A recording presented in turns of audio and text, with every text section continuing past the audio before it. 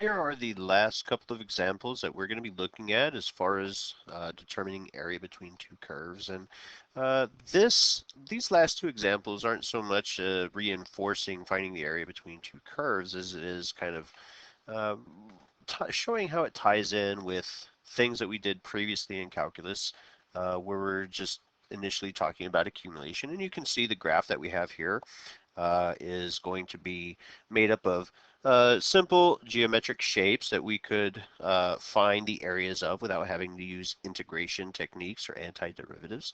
And we see that everything is going to be in reference to the -1 point, and we're going to either go to the left or right of that point depending on what the value of x is.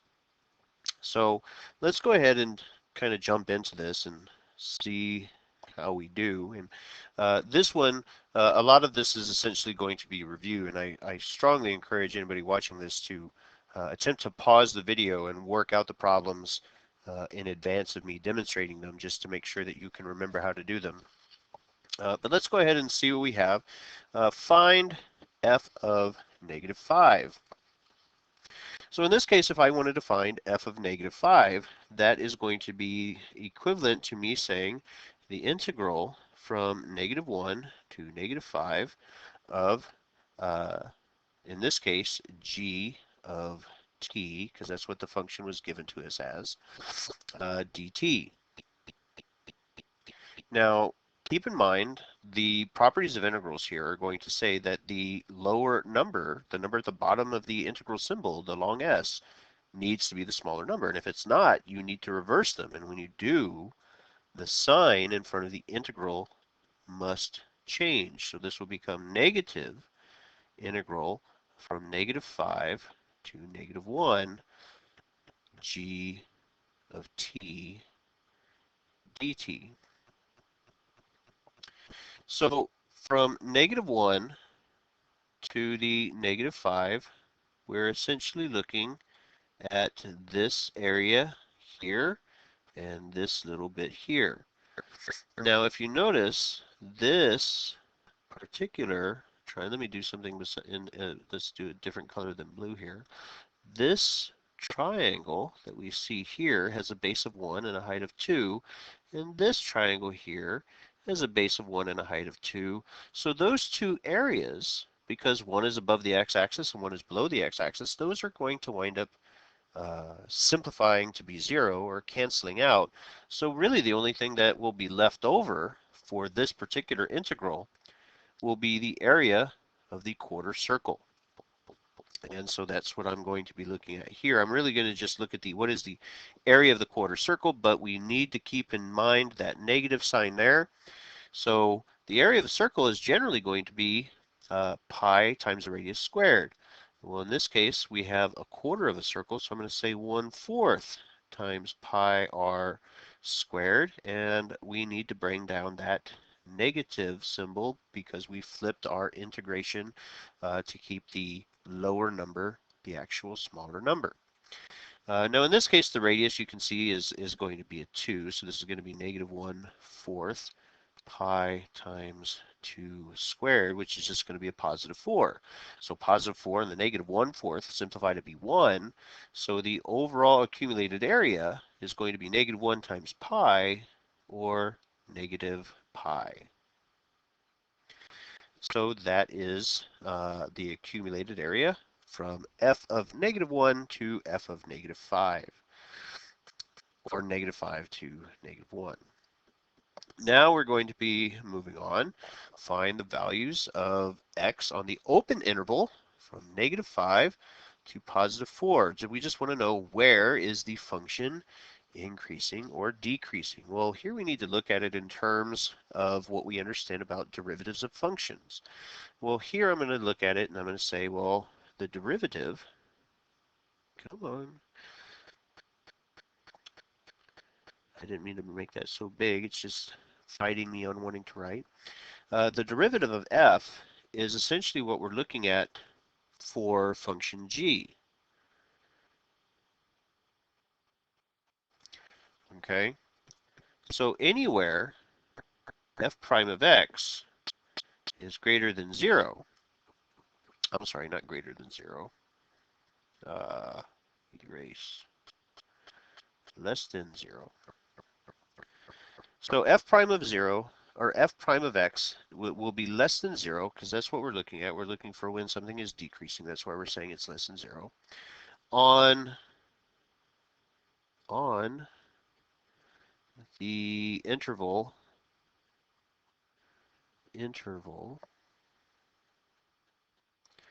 of -2 to +1, and that is it, if I remember correctly, from negative 2, negative 2, let me pick a different color here, -2 to +1, that is where the function is below the x-axis.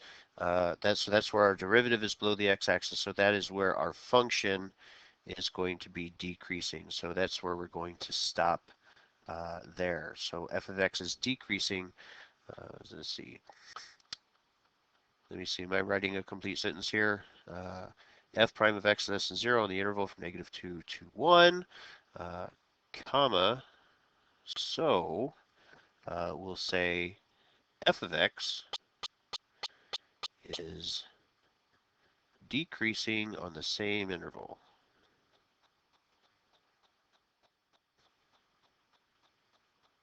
-2 to 1. All right, and the third step, part C, write an equation for the line tangent to the graph of f at x is equal to -1. Well, at -1, you can see at -1 here, our output is at -2. So g of -1 is equal to -2. And that means that the slope of the derivative, so f prime of x, not f prime of x, f prime of -1, -1, come on, there we go, will be equal to -2, and that is our slope for our tangent line. Okay, so we have an x value and we have a slope. So the only thing we really need now is what is our y value? Okay, so our y value is going to be found by looking at the accumulation. And in this case, we're looking at it at -1. So here, our properties of integrals, again, are going to give us, here we're looking at g of -1 will be equal to the integral from -1 to -1 of g of t dt. And of course, whenever the upper bound of the interval and the lower bound of the interval are the same, there is no horizontal motion. So we're in one dimension, which means we cannot have an area at all. So the area here is 0, which this is the y coordinate for our function. So the equation that we would write, we would have y is equal to, and I'm going to just put this in point slope form, the slope is -2, so x minus the -1 will be x plus 1, and because y is 0, we don't say plus anything, we just stop here, and that is the equation of the tangent line. And the last bit, again, kind of going down memory lane for things that you've done previously in calculus, find the minimum value. So we talk about maxes and mins when we generally talk about derivatives. The first derivative test, where's the max and min going to be? And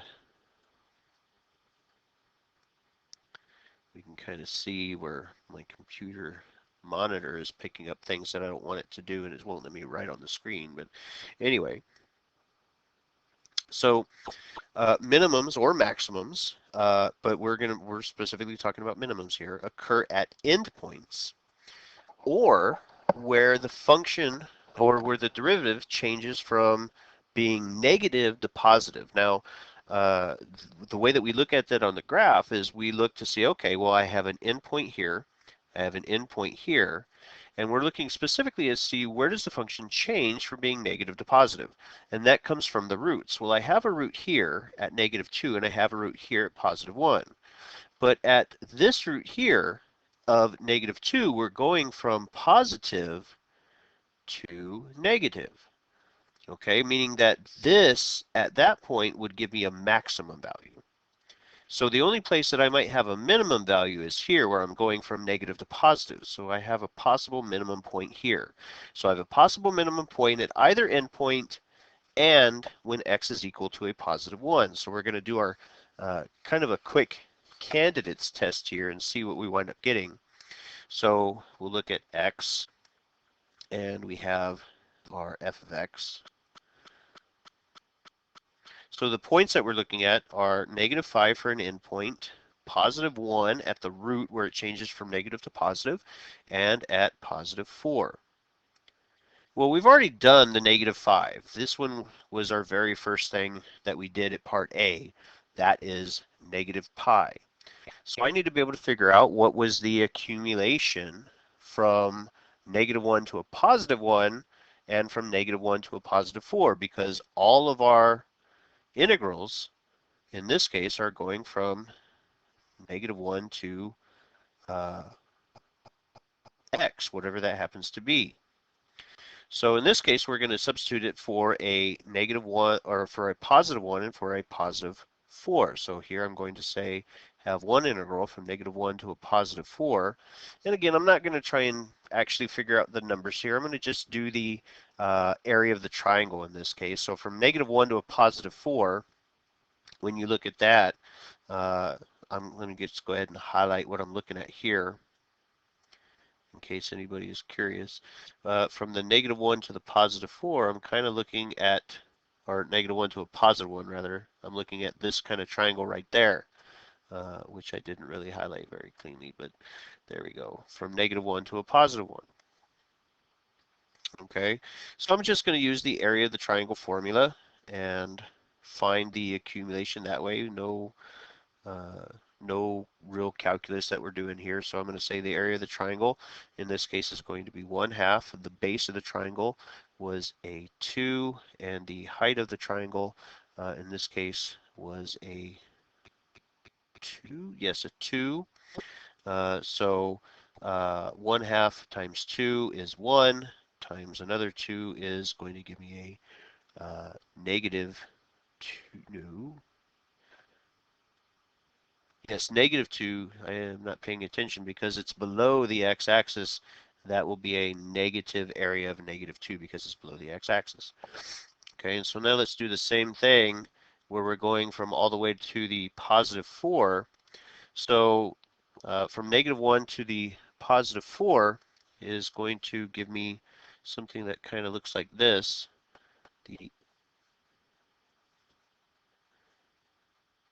This is 1, 1. And boy, this thing is not working very well. I apologize. Now we're going to do the integration from -1 to a +4. So we've already got -1 to a +1 to be -2, so I'm going to include that there. And now all I'm going to do, again, referring back to basic geometry, is now I'm going to find the area of this triangle right here, and I'm going to combine it with the -2 that we got for the area of the green triangle and see what we get. So this is going, and this is above the x-axis, so this is going to be added. So we're going to say +1/2 times the base in this case is a 3, and the height in this case is a 1. And so here, this is going to work out to be a -1/2 for the area. So a -1/2. Now, looking at our candidates where we identified the -5, the +1, and the +4 as our possible places where we're going to have minimums. Well, in this case, we're kind of looking to see, okay, well, which one's really going to be the most minimum, the maximum minimum? In this case, it's going to be at -5, where the minimum is at -pi, because that is definitely more negative than the -2 or the -1/2. And so again, that is very much kind of a review-ish question at this point in calculus. And the last one that we're going to look at here, uh, this one is really the only one that you strictly need a calculator for, because this is going to give you some really funky math because of that logarithm. We're not going to try and calculate that by hand at all. We're going to let our calculator do this stuff here. So reading the question, the density of cars on 10 miles of highway approaching Disney World is approximated by this particular function, 180 times 4 minus natural log of x, or natural log of 2x plus 3, where x is distance in miles from the Magic Kingdom entrance. Find the total of number of cars in this 10-mile stretch. So 10 miles, the distance is what our interval is going to be. So you have either a distance of 0 miles because you're at the entrance, or you're 10 miles away because that's what the problem has given us for this particular problem. And again, we're going to just kind of take our calculator in hand here, and we're going to just take the function as it was given to us, which in this case would be 180 times 4 minus the natural log of 2x plus 3. And I strongly encourage you to try working this out on your calculator before I put the answer down. But you can use the integral feature on whichever graphing calculator that you happen to be using. And in this case, we are going to get this area, well, this accumulation will be approximately equal to 2,806 cars with a decimal of 0.152. Now, of course, we can't have this fraction of a car, so we'd probably just round that up to be 2,807 cars. And that is going to conclude the lessons on areas between curves. I hope you were able to pick up on some new skills and maybe brush off the dust on some previously used skills, and appreciate it. Thank you guys very much for watching. Be good and take care.